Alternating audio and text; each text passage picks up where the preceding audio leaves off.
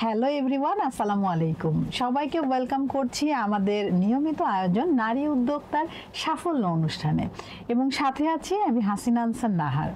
প্রিয় দর্শক, প্রতি পর্বেই কিন্তু আমাদের স্টুডিওতে একজন নারী উদ্যোক্তা আমন্ত্রিত থাকেন। আমরা তার জানা অজানা সকল তথ্যগুলো জানি এবং তিনি কিভাবে একজন সফল উদ্যোক্তা হয়ে উঠলেন সেই গল্পটাও কিন্তু আমরা জানি। তো আজকে আমাদের স্টুডিওতে উপস্থিত আছেন কাকলি আক্তার তানহা। চলুন দর্শক, আমরা চলে যাই কাকলি আক্তার তানহার কাছে। কেমন আছো এই তানহা? ভালো আপু, আপনি ভালো আছেন? হ্যাঁ, আমি খুব ভালো আছি এবং তোমাকে দেখতে খুবই প্রিটি লাগছে। আপনাকেও সবসময় অনেক সুন্দর লাগে আপু, মাশাআল্লাহ। Thank you so much. কি নিয়ে ব্যস্ততা যাচ্ছে? আমার বিজনেস এবং পড়াশোনা নিয়ে ব্যস্ততা যাচ্ছে। আচ্ছা, তাহলে শুরুতেই শুনি পড়ালেখার কথা। কি পড়ছো? আমি হলো যে কানাডিয়ান ইউনিভার্সিটিতে বিবিএ 4th সেমিস্টার শেষ করলাম, এবার 5th সেমিস্টারে। আচ্ছা, তো পড়ালেখা শেষ করে কি চাকরি করার ইচ্ছা, না এই বিজনেসটাকে এগিয়ে নিয়ে যাবা? আমার চাকরি করার ইচ্ছে ছিল না কখনোই।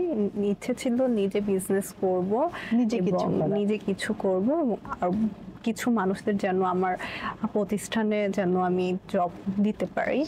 তো সেটার জন্য বিজনেসের ইচ্ছে। মানে তুমি নিজের যেমন কর্মের সংস্থান করবা, ঠিক তেমনই আরো অনেকেরই কর্মের সংস্থান করবা।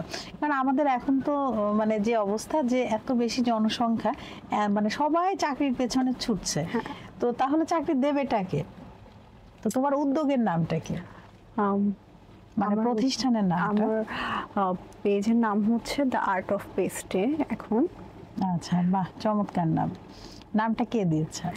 নামটা আমি নিজেই বের করেছি। আচ্ছা, তুমি তাহলে হচ্ছে বেকার, মানে বেকিং নিয়ে কাজ করছো? হ্যাঁ।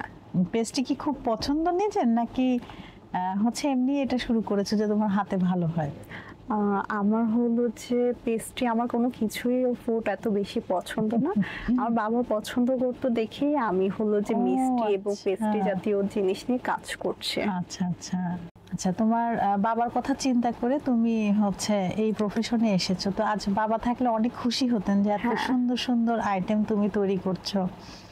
ওনার কি কি পছন্দ ছিল? আমি হলো যে তার সব কিছুই পছন্দ ছিল, বাট মিষ্টিটা খুব বেশি পছন্দ ছিল। তো আমি যখন কাজ জানতাম না, তখন ইউটিউব দেখে খুব মানে অনেক খাবার বানাতাম যেটা হতো না ভালো। তো ওইটা খেয়েও বলতো খুব ভালো হয়েছে। আচ্ছা, এটা কত বছর আগে? এটা হলো 2017 সালে এবং 18 শুরুর দিকে। আমার বাবা তো 2018 সালে মারা যান, তো এরপরে থেকে আর এটা হয়নি। আচ্ছা, ওনার কি হয়েছিল? উনি হলো যে স্ট্রোক করেছিল। ও আচ্ছা আচ্ছা, আসলে আমাদের সবারই একটু সচেতন থাকা উচিত। আচ্ছা, আমরা অন্য প্রসঙ্গে চলে যাচ্ছি। তো তুমি এই যে বেকিং এ আসলে, তো বেকিং এর আসলে কি কি কোর্স করেছো এবং কোথা থেকে করেছো? আমি হলো যে প্রফেশনাল পেস্ট্রির উপরে কোর্স করেছি পর্যটন থেকে, মহাখালী যেটা আছে ওখান থেকে।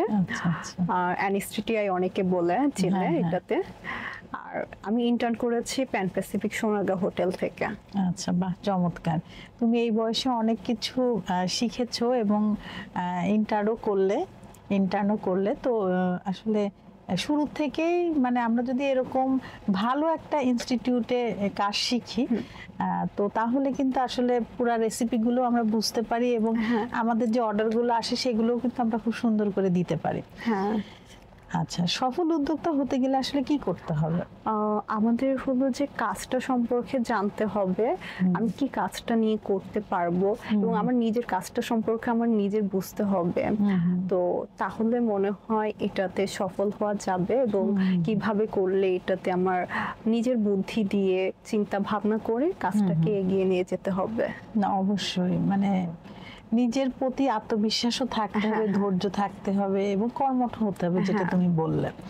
যারা নতুন উদ্যোক্তা হবে তাদের আসলে কিভাবে আসতে হবে? তাদের অবশ্যই কাজ জেনে আসতে হবে। কাজ না জেনে এসে তো মানে কিছু করতে পারবে না। মানে ভুল করলে তো ফার্স্টে থেকে ভুল হয়ে গেলে আর ওইটা ঠিক হতে অনেক সময় লাগে। যদি প্রথম থেকে যদি কাজ জেনে একটু হলেও জেনে আসা যায় তাহলে খুব ভালো হয়। না, অবশ্যই। আচ্ছা, তোমার এই প্রফেশনে আসার পেছনে কি কোনো ঝুঁকি ছিল? হ্যাঁ, আমার এখানে আসতে খুব কথা শুনতে হয়েছিল যে এত ছোট বয়স থেকে পড়াশোনা বাদ দিয়ে আমি এগুলা করছি, আমার পড়াশোনা হবেই না, আমি করতে পারবো না কখনো, আমার সব এলোমেলো হয়ে যাবে। তো এগুলো আমাকে পিছু লোক অনেকে বলতো, তো আমি সেগুলোকে কখনো শুনেও না শোনার মতন করে চলে গিয়েছে। আলহামদুলিল্লাহ এখন খুব ভালো আছি। তারা এখন কি বলে তোমার এই কাজ দেখে? তারা তো এখন খুব ভালো বলে, এবং আমি যতটুকু জানি যে এই পিছে পড়ে থাকা লোকরা বেশি দূর মানে আগাতে পারে না, ওরা পিছেই থাকে। খুব সুন্দর কথা বলেছো। দর্শক, ও মানুষটা হয়তো বয়স কম হতে পারে কিন্তু কথাগুলো দারুণ বলেছে। খুব ইম্পর্টেন্ট মেসেজও কিন্তু আপনাদেরকে দিল যে আসলে যারা পিছনে পড়ে থাকে তারা আসলে পিছনেই থাকে, তারা সামনে আগাতে পারে না, সে কিন্তু কতটা এগিয়ে গিয়েছে। এবং যারা এগুলো বলে তাকে বিরক্ত করেছে যেন তার পথের বাধা হয় এবং ও যেন মানসিকভাবেও একটু দুর্বল হয়ে পড়ে, কিন্তু ও সেটা করেনি। ও কি করেছে, নিজের প্রতি আত্মবিশ্বাস রেখে ওর যে লক্ষ্য ছিল সেইটাতে স্থির থেকে ও কিন্তু এগিয়ে গেছে এবং কাজ দিয়ে তা প্রমাণ করেছে। তা আমাদেরও যদি এরকম মানে নেগেটিভ সাউন্ড আসে আমাদের লাইফে, আমরা আসলে এইগুলোকে ইগনোর করব। প্রথমে হচ্ছে তাকে আসলে আমরা বোঝাবো যে না, বিষয়টা আসলে এমন। তো সে যদি না বোঝে তাহলে আপনারা কাজ দিয়ে বোঝাবেন, এবং কাজ দিয়ে বোঝানোর পরও যদি তারা না বোঝে তাহলে আপনি ভাববেন যে না, আসলে এ বুঝবে না, একে বোঝানো কোনোভাবেই সম্ভব না। তখন তাকে আপনারা লিভ করুন, মানে আপনার লাইফ থেকে সরাই দেন, কারণ এটা তো আর বুঝবে না, এগুলো একটা ঝামেলা আসলে। তোমার কথাগুলো খুব ভালো লাগলো। আচ্ছা, এই প্রফেশনে আসতে কে সবচেয়ে বেশি সাপোর্ট করেছে তোমাকে? আমাকে হলো যে শুরু থেকে আমার ইচ্ছে ছিল, তো ইচ্ছে আর আগ্রহটা থাকার জন্য আমি আমার মাকে বলি, সে আমাকে সবকিছু যা লাগবে দিবে, বাট আমাকে এতটা সাপোর্ট করেনি, সময় দিয়ে আমার সাথে 5 মিনিটও কথা বলেনি। আচ্ছা আচ্ছা, উনি কি করেন? উনি এখন কিছুই করছে না, বাসায় আচ্ছা আচ্ছা, রেস্টে আছে। রেস্ট। আগে কি করতেন? উনি আগেও রেস্টে ছিল এবং বিজনেস ছিল, তো এখন পারিবারিক বিজনেসটা ছিল, তো এখন সব ছেড়ে এখন হলো যে বাসায় রেস্টে আছে। তো বিজনেসটা এখন কে হ্যান্ডেল করছে? তো ওইটা পুরাই অফ হয়ে গিয়েছে। ও আচ্ছা আচ্ছা, এখন বর্তমানে। আচ্ছা, নারীকে কোনো নিজের পায়ে দাঁড়ানো উচিত? কেন নিজের পায়ে দাঁড়ানো উচিত? আমি মনে করি যে প্রতিটা নারীকে নিজের পায়ে দাঁড়ানো উচিত, হোক ছোট বড় যেটাই হোক, দাঁড়ানো উচিত। নিজের জন্য নিজের কিছু একটা করে রাখা ভালো। যদি কখনো ভবিষ্যতে তার কোনো সমস্যা হয়ে যায় তখন যেন সে ওইটা দিয়ে তার মানে উদ্যোক্তা দিয়ে সে যেন ভালো কিছু করতে পারে এবং নিজের যেন চলতে পারে খুব ভালো করে। তো এর জন্য কিছু হলো তার ছেলে রাখা ভালো। আসলে স্বাবলম্বী হওয়া উচিত। কার কখন কোন পরিস্থিতি আসে, আসলে কিছু একটা করতে হবে যেভাবেই হোক, এবং আমার মনে হয় সেটা অনেক সম্মানের। হ্যাঁ, তো তার মানে নিজের পরিচয়টা নিজে গড়ে তুললে খুব ভালো, অন্যের পরিচয় থেকে, বাবা মানে ফ্যামিলির পরিচয় থেকে নিজের একটা পরিচয় ক্রিয়েট হলো, এটা কিন্তু বলতেও ভালো লাগে। হ্যাঁ, এবং তোমার এইগুলো দেখে কিন্তু আরো অনেকেই উৎসাহিত হবে, নিশ্চয়ই হয়েছেও। তোমার ফ্রেন্ড সার্কেলটা কি বলে, ওদের থেকে কিভাবে উৎসাহ পাও? আমাকে সবসময় খুব মানে বলে যে খুব মজা হয় খাবার, পেস্ট্রি গোলা, তো মানে অনেক ভালো বলে। আচ্ছা, বেশি অর্ডার কিসের আসে? আমার কেকের আসা। আচ্ছা, হ্যাঁ। তো তোমার এখানে হচ্ছে অর্ডার করতে গেলে আসলে কি ক্রাইটেরিয়া আছে, একটু দর্শকদের যদি বলতে, মানে কিভাবে অর্ডার করবে, কখন করবে, মিনিমাম কত, ম্যাক্সিমাম কত, এবং অর্ডারটা আসলে কতদিন আগে দিবে? আমাকে বললো যে মানে অর্ডারটাও যদি বড় হয়ে থাকে তাহলে সেটা 1 সপ্তাহ থেকে মানে 4 দিন আগে দিলে হবে, আর যদি মোটামুটি ছোট হয়ে থাকে 2 দিন আগে দিলেও হবে। আর অনলাইন শপটা কটা থেকে কটা পর্যন্ত খোলা? ওইটা 24 ঘন্টাই খোলা থাকে। আচ্ছা আচ্ছা, আর ওখানে তো ফোন নাম্বার, হোয়াটসঅ্যাপ নাম্বার সবই আছে? হ্যাঁ, সবকিছু দেওয়া আছে। আর হচ্ছে ডেলিভারি ম্যান কি আছে? হ্যাঁ, আমার নিজের এলাকার পরিচিত কয়েকজনকে রেখে নিয়েছি যাতে সুবিধা হয়। অনেক সময় অনেকে বলে ডেলিভারি দিতে গেলে কেক নষ্ট হয়ে যায়, হ্যাঁ, তো লোক পায় না, দিতে পারে না, খুব হতাশায় ভোগে। তো এই জন্য আমাদের যারা কেক নিয়ে আমরা যদি কাজ করি, তারা যদি আমরা নিজের এলাকা থেকে যদি কিছু লোক নিয়ে কমিয়ে রাখি। আর কেকের কিছু নিয়ম আছে, সেটা যদি আমরা মেনে যদি কাজটা করি তাহলে কিন্তু আর কোনো সমস্যা হচ্ছে না কথা না। না, এবং অনেকে বলে কেক ভেঙে যাচ্ছে, এটা প্রতিনিয়ত হয়ে আসতেছে, কেক ভেঙে যাচ্ছে।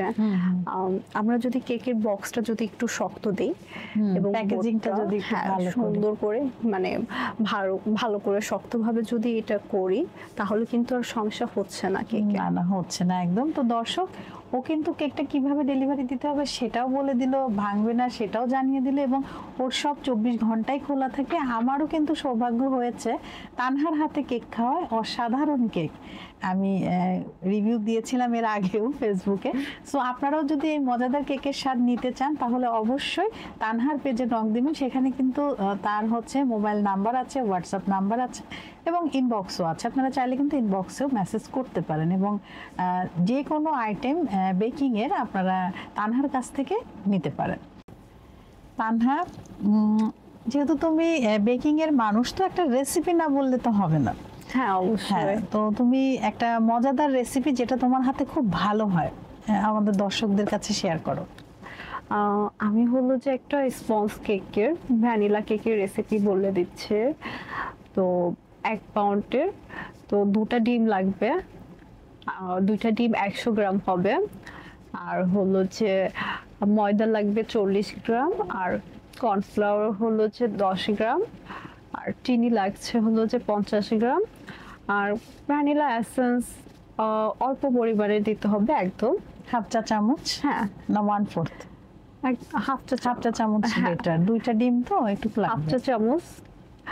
তো এটা হলো যে প্রস্তুত প্রণালীটা বলো।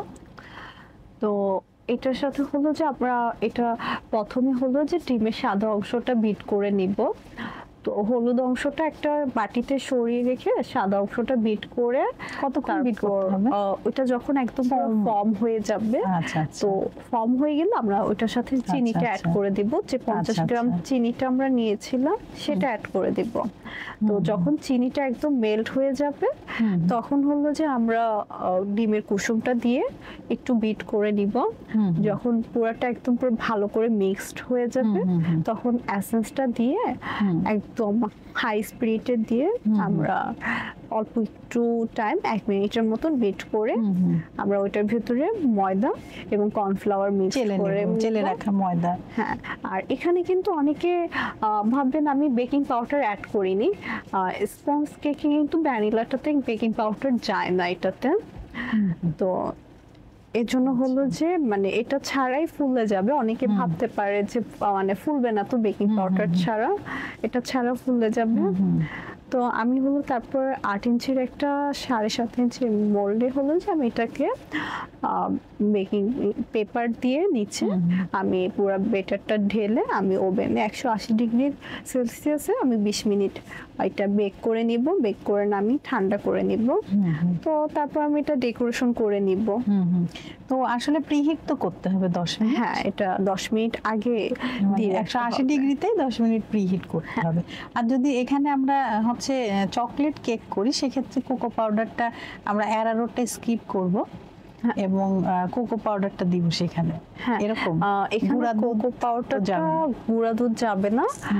কোকো পাউডার হলো যে আমি এখানে 10 গ্রাম দিব, আর ময়দা থাকবে মানে 35 গ্রাম, আর কর্নফ্লাওয়ার আসবে হলো যে 5 গ্রাম আসবে।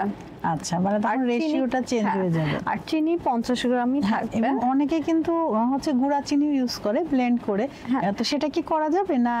এখানে দানা চিনিটা দিতে হবে। দানা চিনিটা দিলে অনেক টেস্ট আসবে খাবারটা। তো আমি কেকটা বানাচ্ছি, কেকটা কিন্তু অনেক মজা হবে খেতে। দানা চিনিটা দিলে আস্তে আস্তে মেল্ট হলে, তো আমি যদি একদম মানে মিহি চিনিটা দিয়ে দিচ্ছি ওইটা হচ্ছে না। আচ্ছা, সেই টেস্টটা আসছে না। দর্শক, আমরা কিন্তু একটা দারুণ রেসিপি পেয়ে গেলাম, স্পঞ্জ কেকের রেসিপি, এবং সে কিন্তু চকলেট কেকের রেসিপিও তানহা আমাদের সাথে শেয়ার করলো। তো দর্শক, এভাবে আপনারা যদি তানহার মজাদার মজাদার রেসিপির স্বাদ পেতে চান তাহলে তানহার পেজে কিন্তু নকও দিতে পারেন, এবং রেসিপি যেহেতু দিয়েই দিল আপনি নিজেও বাসায় তৈরি করে আমাদের কমেন্ট বক্সে জানাবেন যে আপনার তৈরি করা রেসিপিটি কেমন হয়েছে। তো তানহা, আমি এখন চলে যাব তোমার ছেলেবেলায়। ছেলেবেলার কোনো স্মৃতি আছে যেটা মনে করলে মনটা ভালো হয়ে যায়? আমার ছোটবেলায় খুব একা কেটেছে, তো তো আমার সেই জিনিসটা নেই, কিন্তু বড় হয়ে আছে। আমি 2 বছর ধরে যেহেতু ভার্সিটিতে আছি, তো এই 2 বছরের ভিতরে অনেক কিছু আছে, বাট এর আগে কখনো আমার কোনো স্মৃতি নেই। যেরকম একবার আমরা 300 ফিট গিয়েছিলাম, তো ভার্সিটির ক্যাম্পাস, আমাদের মেইন ক্যাম্পাস 300 ফিটে। তো সেখানে যাওয়ার পরে হলো আমরা আড্ডা দিতে দিতে আমরা বলতেছিলাম যে একটা ছাগল চুরি করে নিয়ে আসি। তারপর তো সেটা তো আর হয়ে ওঠেনি। And এরকম মানে অনেক প্ল্যান করেছিলে কিন্তু চুরি আর করতে পারো না, না। প্ল্যান করা পর্যন্তই। হ্যাঁ দর্শক, মজার একটা কথা শুনলাম, তারা প্ল্যান করেছিল কিন্তু ওইটা সাকসেস হয়নি। আসলে তো চুরি করার অভিজ্ঞতা তোমাদের নেই, না। কিভাবে করবা। খুবই ভালো লাগলো। আর কাউকে যদি কোনো মেসেজ দিতে চাও তা আমাদের হচ্ছে এই টেলিভিশনের মাধ্যমে দিতে পারো। আচ্ছা, কাউকে কোনো মেসেজ আপাতত সে দিতে চাচ্ছে না। তবে আমরা কিন্তু অনুষ্ঠানের একদম শেষ দিকে চলে এসেছি।